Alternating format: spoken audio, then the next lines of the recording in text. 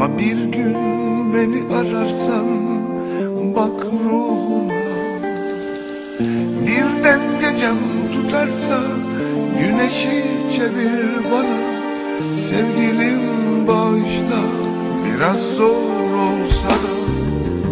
Affet beni akşamüstü gölgem uzarken. Öğleden sonra affet ne zaman istersen. Affet beni gece vakti ay doğmuş süzülürken. Sabaha kalmadan affet tam ayrıldık derken. Çünkü sen çölüme yağmur oldun. Sen geceme gündüz oldun. Sen canıma yoldaş oldun. Sen kışıma yorgan oldun. Eğer seni kırdıysam darıl bana. Ama bir gün beni ararsan bak ruhuna. Birden gecem tutarsa güneşi çevir bana. Sevgilim bağışla, biraz zor olsa da.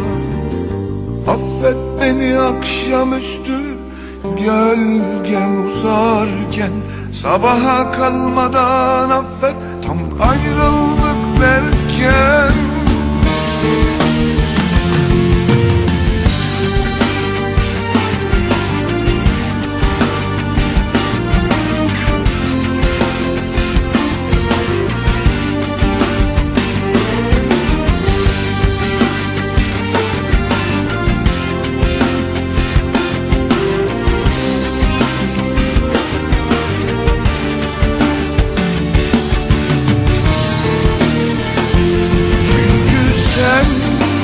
Çölüme yağmur oldun.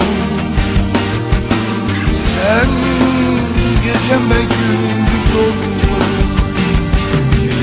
Sen canıma yoldaş oldun.